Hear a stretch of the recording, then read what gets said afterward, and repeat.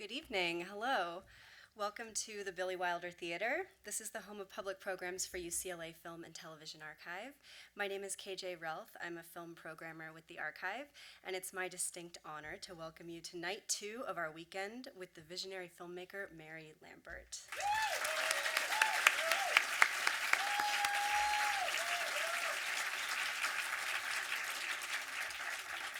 So we're here to celebrate tonight Mary Lambert's first feature-length film, 1987's Siesta, which will be preceded by a brand new digital preservation of her short animated film, Rapid Eye Movements, made while studying at the Rhode Island School for Design in 1976 in conjunction with Jeff Carpenter.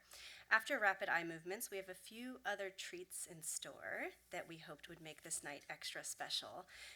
But before we begin here tonight, there are some thanks that are in order, especially to Todd Weiner and our entire collections team at UCLA Film and Television Archive for handling the intake of so many of Miss Lambert's personally held film materials for safekeeping, which are now officially on deposit with us at the archive, including her personal 35mm print of Siesta.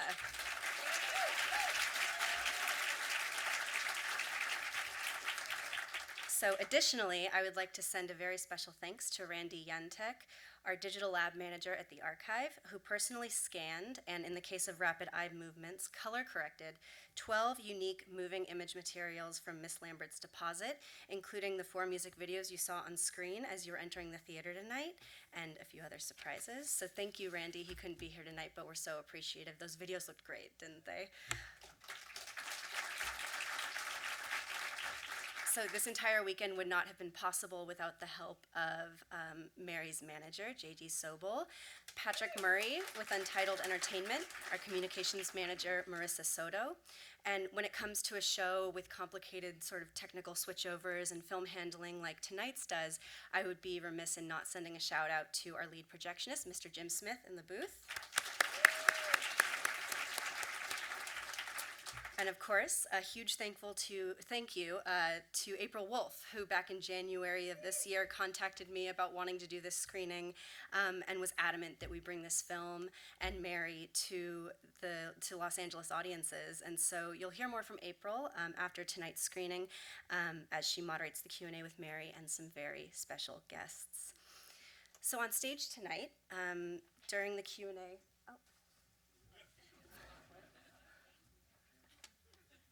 oh, maybe that was a surprise guest.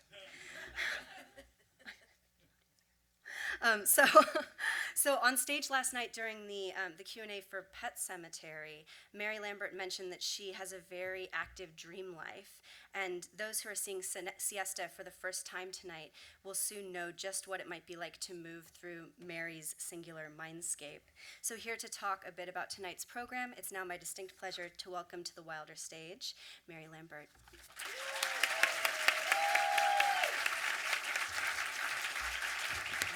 Hi, everybody. Thank you, KJ and April and all the people at the archives here at UCLA. They've done such an amazing job of rescuing my films and videos. They've taken rolls of tape and film that I was advised to throw away, honestly, and you'll see them tonight, and they look amazing. The videos you were looking at there, you'll never see them look that good, ever, anywhere again.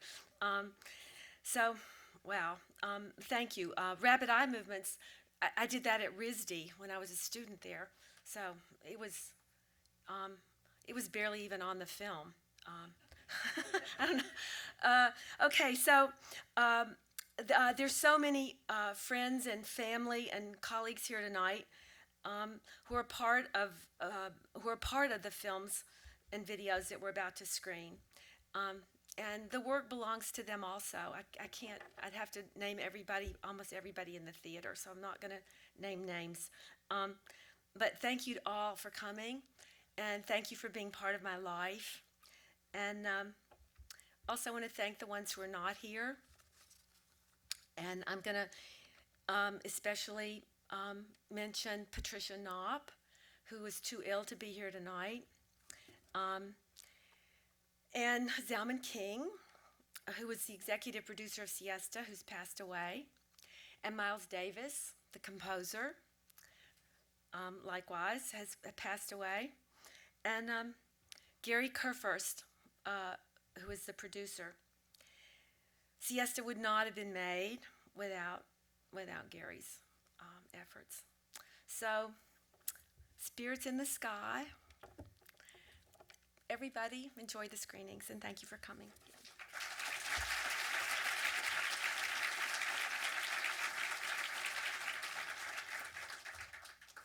So just a quick reminder, I shouldn't have to say this, but I do, to put away and silence your cell phones and any other light-emitting devices. The only screen illuminated should be this one here behind me. And we'll have ushers coming through to check in and make sure that this rule is being honored. I should also mention that in the Q&A after, there should be no video recording of any kind during the Q&A. The archive is recording this Q&A ourselves, and it'll be available later on our YouTube channel if you want to revisit and relive the night for yourself. That should be up quite shortly. And lastly, I just want to thank you all for your patronage at UCLA Film and Television Archive screenings. Your support enables us to continue to show important, challenging films and to support underrepresented voices through our public programs. So we wouldn't be doing this without our audiences. We appreciate your attendance and your support of the archive so much. So please stick around for the Q&A, and now enjoy the show. Thank you. Hi, I'm April Wolfe, and I'm so happy that you guys were able to come and see this awesomely strange film that had been forgotten and that now is revived. When I texted KJ, she mentioned, I had to track down the VHS of this, and I think they had to send it to me from Germany. And watching it at home alone and wanting to text everyone that I knew and not being able to because no one had seen the fucking movie. So I'm so happy that I have a room full of people that I can talk back and forth with about this. And we have such amazing guests here today. I would love to welcome to the stage the director, Mary Lambert.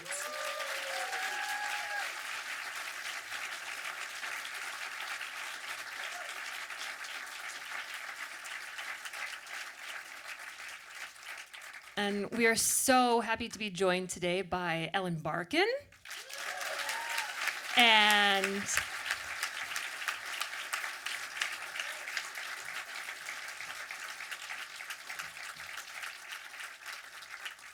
also the wonderful Jodie Foster. Please welcome her to the stage.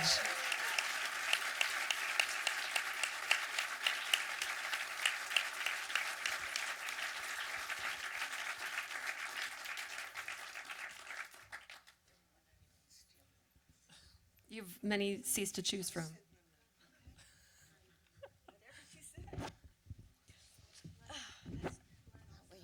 Oh, I'm sorry. What's that? Glenn Morgan. Oh, I'm sorry. Glenn Morgan.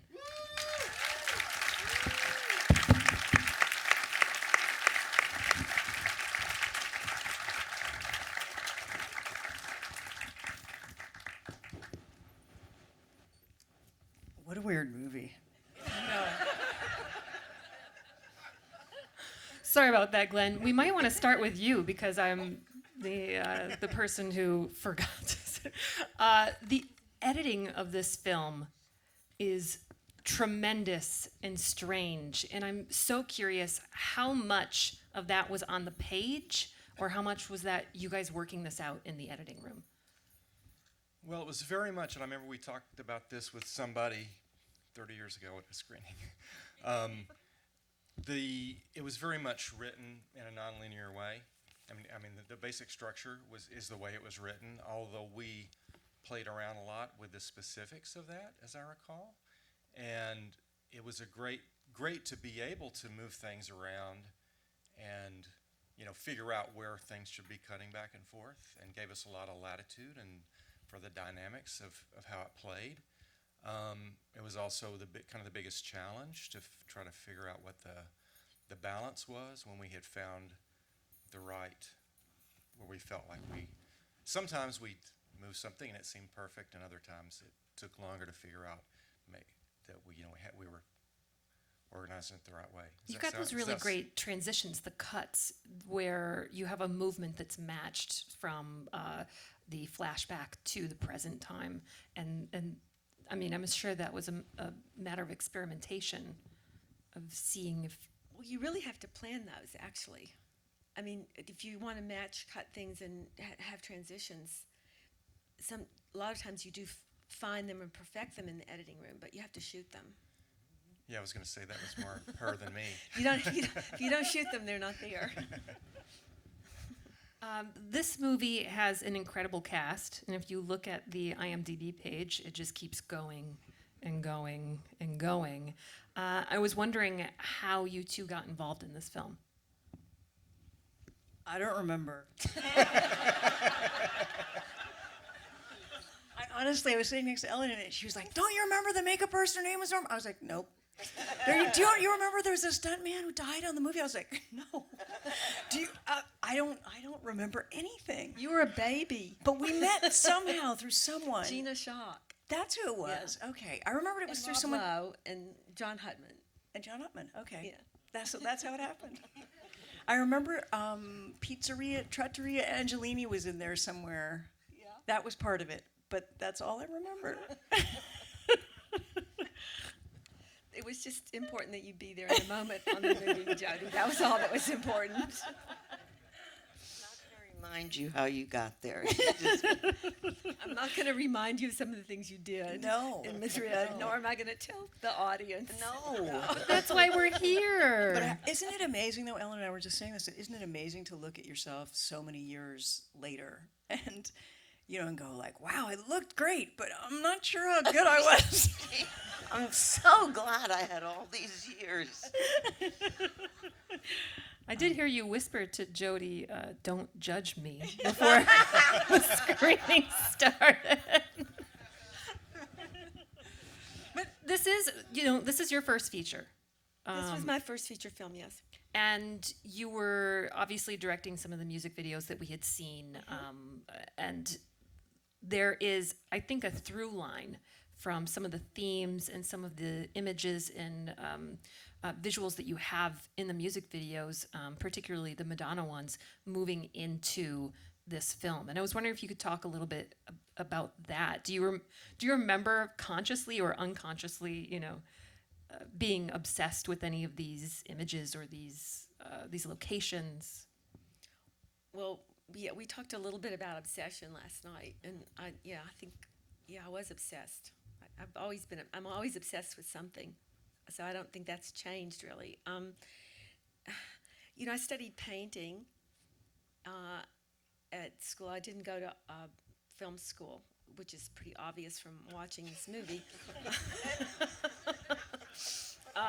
Acting school. What's my excuse? Oh, Ellen, I love your performance. Physically, I like it too. I love it too.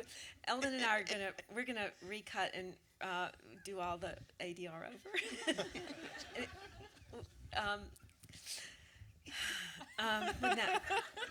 So back to the images. Yeah.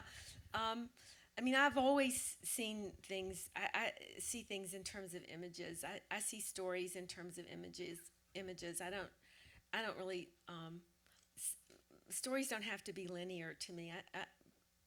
When I look at a painting, I see a story. When I see a series of images, I see a story. So, practically every frame of Siesta is like a little painting for me. It's a little story about some of the themes. I mean, one of the themes of this movie, just like Pet Sematary, is accepting death, and Claire doesn't accept her death. By the way, she does die in the stunt. Still a question. Well, I think when I was watching it today, I was thinking that I think somebody might logically think that she died in the cabin, in the cabana, but she doesn't. She dies in the stunt, and everything you saw, which probably needs about 10 minutes cut out of it, is maybe 15. She dies in the stunt. Yes, she dies in the stunt.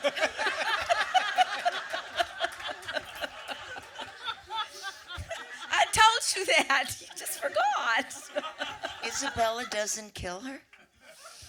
Well, she kills her metaphorically. Yes, because she but kills. Are you It's a shitting me metaphor. right now? This is the first lead role I ever I played in my definitely life. told you. I I told you. clearly didn't. Wow. It doesn't matter because she does kill you metaphorically. Right. You know, because she wins. She gets in the movie she gets Gabriel. Of course, in real life we know who got Gabriel. Glenn, you edited this. Did you know that she died in the stunt? You know, well, here's the funny part. Like, I about, hope so. it wasn't until about halfway. I hadn't seen it in many years. So about halfway through it tonight, that I remembered. Oh yeah, there's that scene with Isabella killing her in the thing. So, I had forgotten about that part of the murder, which I thought was edited really well, by the way. It's a beautiful, beautiful sequence. But so yes, I was in on the. I was in on it. I think everybody was, but me. Ellen, there is quite a bit of physicality in this role. You were running. It's the hardest Quite a movie bit. I've ever made in my life, hands down. And she did the tightrope walk. Oh, yeah, that's that's amazing. not a stunt. That is not a stunt. Truly. And I might add, I had been rehearsing for 3 months. I could get up about 10 feet. But when we got to Spain, there was no mat. There was nothing underneath me. Don't you? No, she doesn't That I remember. remember. That And actually I I looked at remember. Mary, and she just went, "Your call."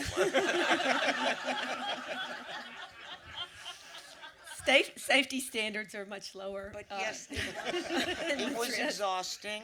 I was in the hospital 5 times.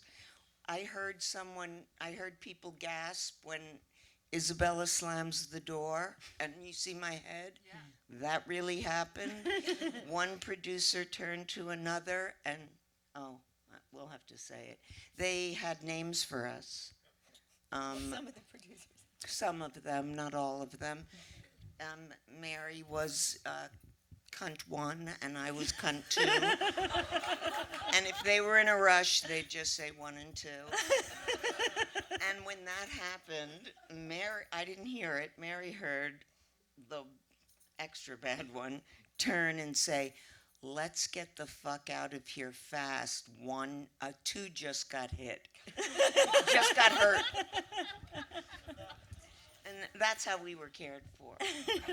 I was like dropped off at the army base once. I have scars still on my legs from the scene with Isabella. It wasn't the scene that with bad. Isabella. It wasn't that bad. You weren't dropped off at the hospital, were you really? Fuck yeah. There was blood coming out of. If one soldier didn't see some random film, I would still be sitting there. Only it'd be 100. I'm happy to say no one was injured in the editing room. I ran. I mean, it was hard. It was very hard, and also, Mary and I were very ill through the whole movie. We there was some really bad. I lost 15 pounds. Marlene Stewart spent Marlene Stewart, 3 who is months sewing my clothes, making my clothes smaller. well, she supervised it anyway. Marlene is here tonight somewhere, and she. Yes. I would like to have a round of applause for Because she not only did the costumes for Siesta, but also for both of the movies that you saw last night, or anybody that was here last night, and for quite a few of the music videos that you watched last night and tonight. So Marlene is one of my longtime collaborators, as is Andrea Dietrich, who's also in the audience tonight, who did the storyboards for every. And Andrea was also the cinematographer on Borderline, which we didn't show, and As Above, So Below, which was screened earlier. So I want to make sure that all that gets mentioned before we go on. Marlene also was sick. We got there was a lot of dysentery. There's a lot of. I was very thin. I weighed probably what I weighed in 6th grade by the time we finished that movie. And we were the sickest. Ellen and I were definitely the sickest.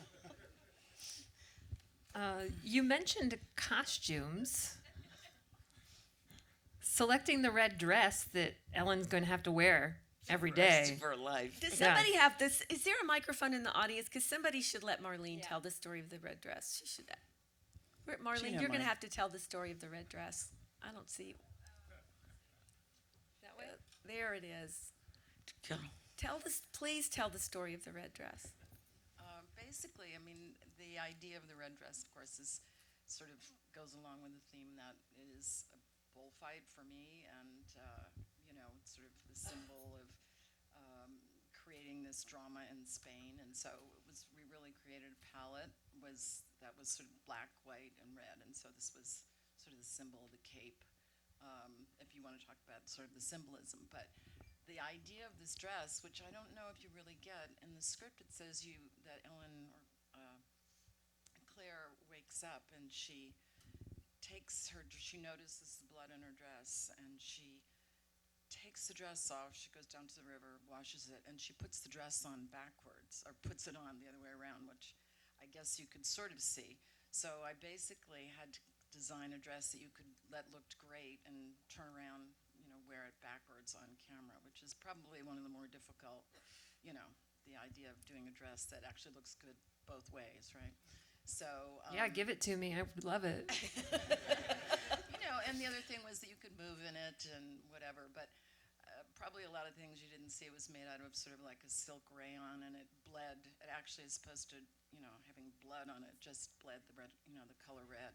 So it was on Julian's suit, it was on everything. I don't know if it was on yours, Jodie, if it was on your dress or whatnot. But anyway, that was sort of the idea of it. It was sort of, The action scene where she drama. turns it around has been cut out of this particular script. As this is the particular naked, movie. as There is was the washing of the yeah, dress. there was. Right. It's briefly washed here.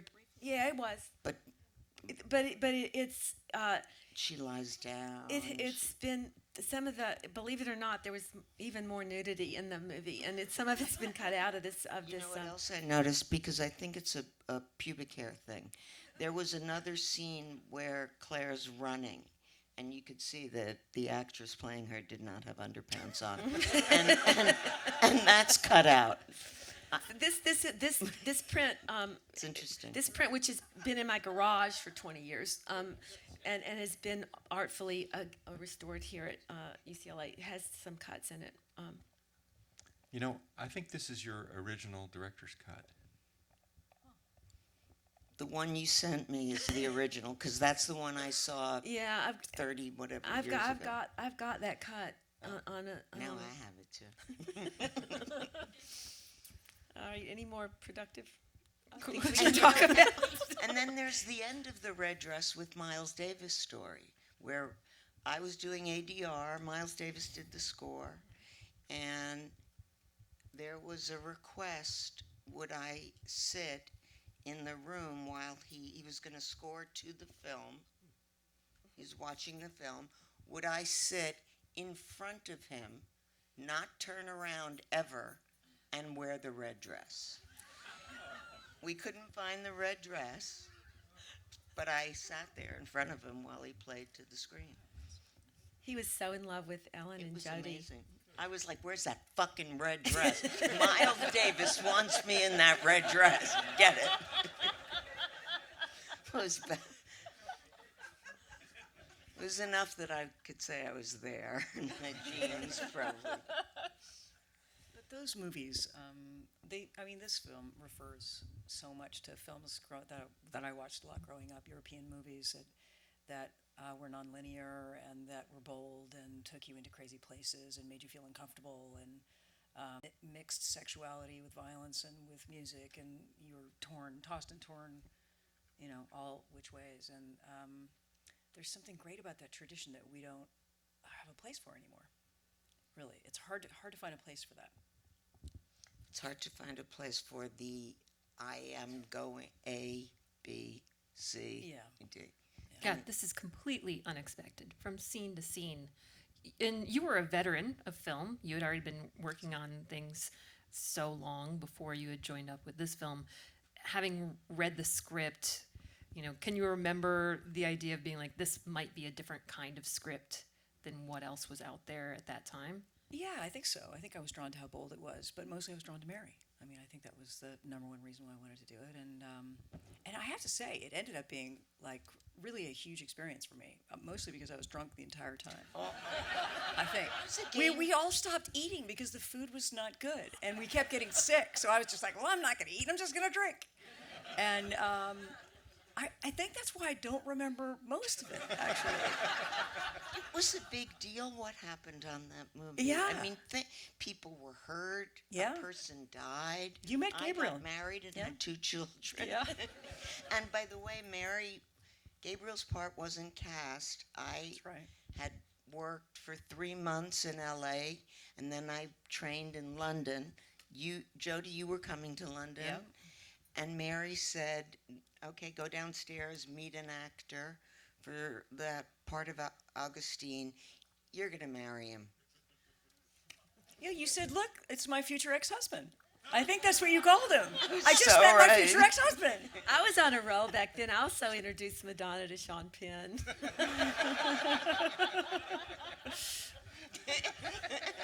Stay away from me then. I have spectacular children. You do. Yeah, it was a big deal. Yeah. It was. Well, Madrid was so amazing because Franco had just left power, and the city was just blooming. Like the bars were opening up, the people were out on the streets again. People were just like ready to have a good time, and nobody went to bed before 3 or 4 in the morning. I mean, you couldn't. You still can't really, but you couldn't get dinner. You couldn't go out to dinner before 10 o'clock. I mean, if you walked in a restaurant at 10 o'clock, you were the only person there, and they knew you were an American. There was the early bird dinner. About the politics like that, Madrid was like busting with freedom. Yeah, They were, everybody, and every morning it would be like, "Where's Jodie?" but and frequently, "Where's Julian?" I was just going to say, there was one actor, not on this stage, who was found on a park bench. Oh, no, the bottom of a slide. I think That's right. I believe the actor is on the stage. No, it wasn't you. Oh yeah. Oh, no. Oh yeah. I was there too. I thought it was Julie. Oh, at I least was you there weren't alone. Okay, I good. wasn't alone. Thank I was God. there too. I would have worked. Yeah, but that park was beautiful. Really was. Do you remember, Jodie? Oh yeah, strangely that I remember. Wow, it's a set with a lot of freedom. There was Gabriel. Remember, he had to go down the thing. He has a real fear of heights, and that was a bad day. That was a very particularly bad day. Did you tell him he had to do that before? Or? He knew. He knew. did it. He knew. He didn't want to do it, but she made him do it. Yeah. I'm saying so me- terrifying. People just have to do what I tell them to do. It is true. It is true. I mean, Gabriel is not going to do that. I have to say, I've only worked with one woman director my entire life, and it's Mary. And it was such an extraordinary experience. She's such a strong personality on the set, and yet is able to get everything done and boss everyone around without anybody being mad. Just the most perfect temperament, and I felt like you were a great parent. And that the film was in this incredibly strong hand. That she knew exactly what she wanted, and that she had a vision for the film that was painterly and was deep and was unconventional. So. Oh, what a sweet thing to say. Yeah. Thank you. I mean, I felt really humble, extremely humble working with people like Ellen and Jodie and Martin Sheen. Can we talk about that? I mean, this was my first film. I had these amazing pros that I was working with, and was not hard to get performances. There was a safety level. I mean, well, lately I've worked with a few women on television, but in features, it's just Mary and one other woman, two women. But my level of, I always took my clothes off anyway. It wasn't a big deal for me, but not like I did in Siesta, and it wasn't about taking my clothes off. Like, I don't think we talked about it today before we came in. We had one conversation, which was Bush, and I said, oh yeah, Bush. And then that was it. And then it was just whatever. And then I just did what I was told.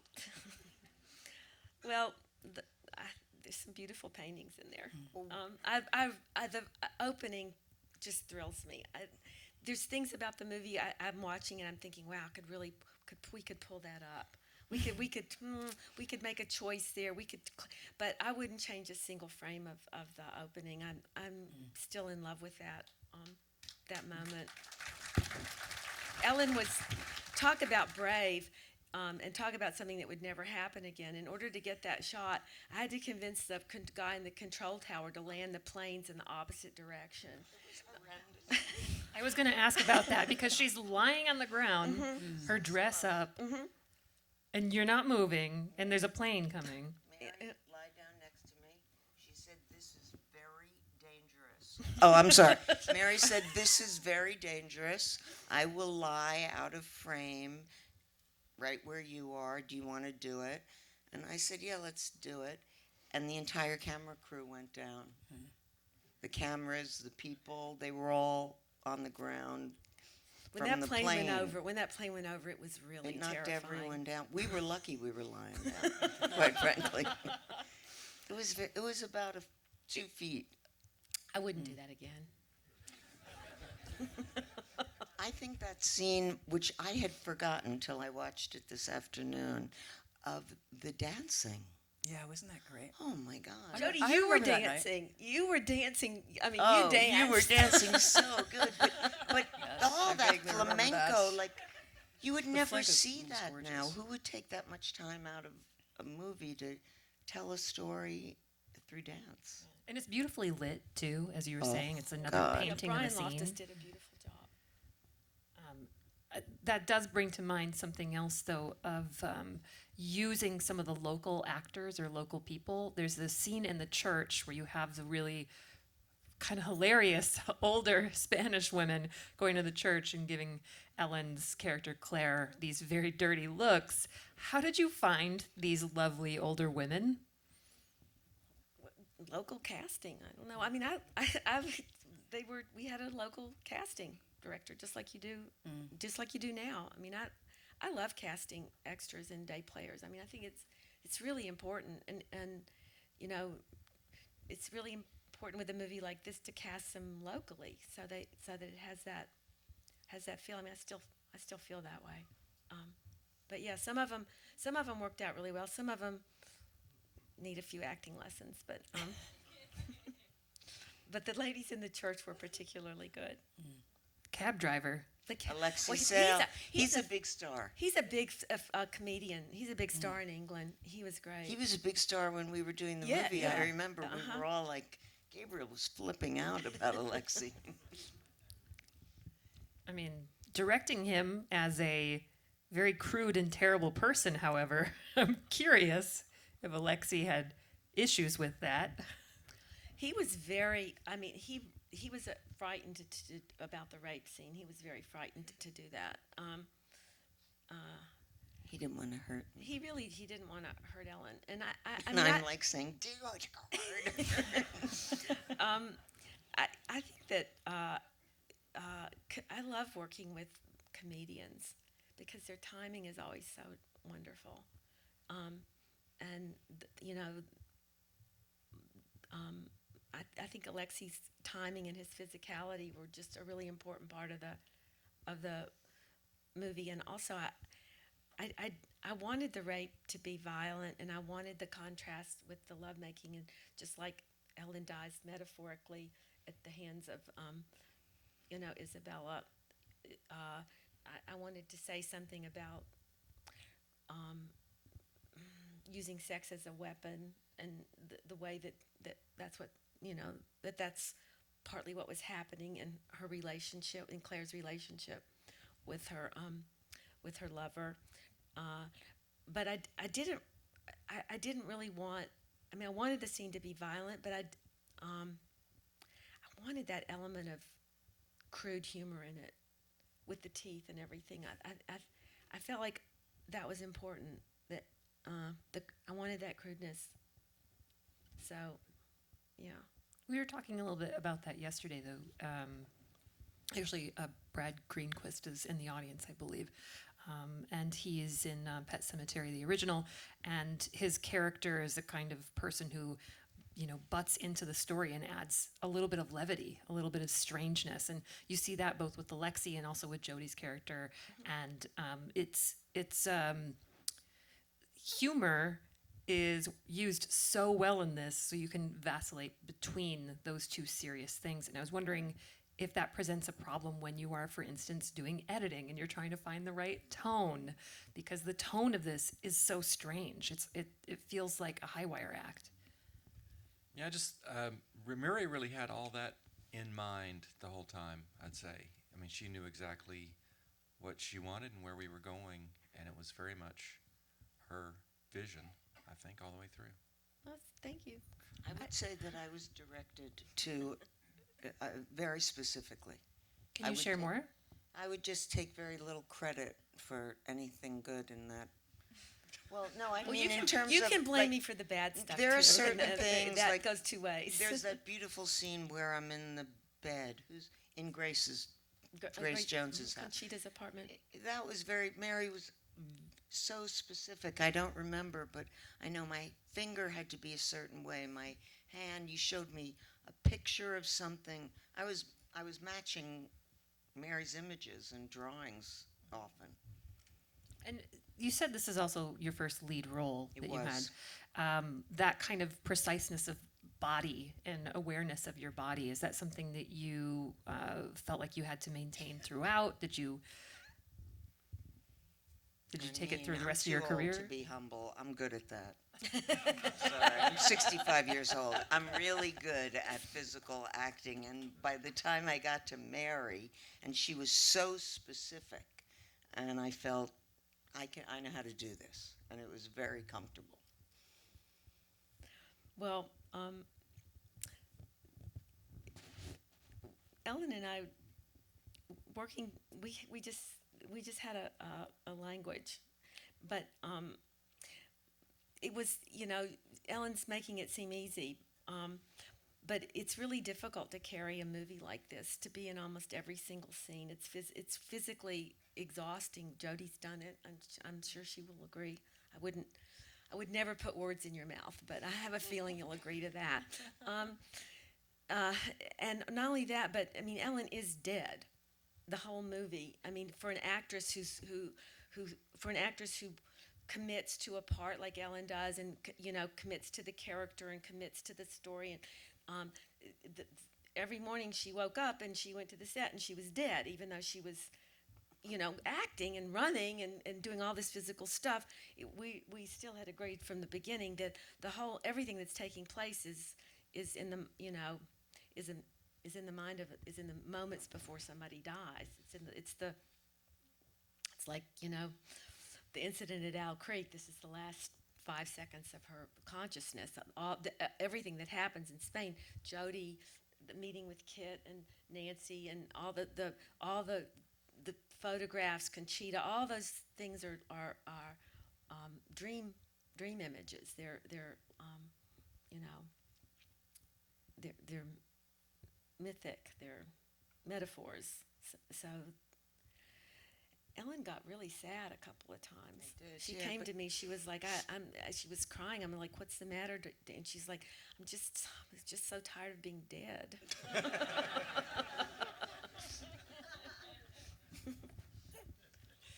That's really sweet. I was very scared. I was scared. I mean, Ellen can be sweet. Not many people see that side of her. But a mutual friend of ours gave me the script, and I read it, and I said, I can't do this, and then I dreamt about it for a month all the time, and then I said, okay, let me meet your friend, and I felt like Jodie did, but I was terrified Jodie was already Jodie Foster, and I was like saying, wait, no, that's not my part. And I was very scared. I didn't think I could do it. And Mary gave me whatever confidence I needed to do whatever it was I did. Like walk a tightrope. Like walk a tightrope. Yeah, literally. We do have to kind of wrap things up, but I just want to make sure you guys know that this is pretty historic. There's not really any information available for this film that you can find easily. You know, I had to go to a website called Burnaholics for it's a Gabriel Byrne fan site.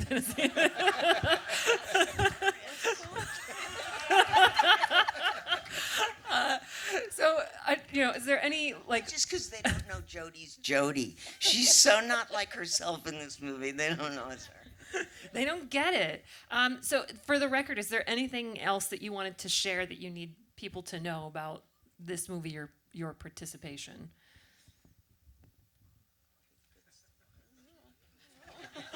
Nothing we'd like to share. I feel like they got like the Jeopardy I need a more song. specific question than that. Movies are big experiences. I mean, any film that you do, whether it's a week or 3 days or something, it's hard to describe. It's not just the actors; it's the technicians as well. You know, you're 175 people. You come with this template of what you're supposed to be doing, but everybody on the film changes the film. So, it's not just a writer-director who's in their hotel room writing something and then goes, great, it's going to be just like that. I mean, everybody touches it, so everybody's life story is somewhere intermingled in there. And, every film I've ever made is a little tiny,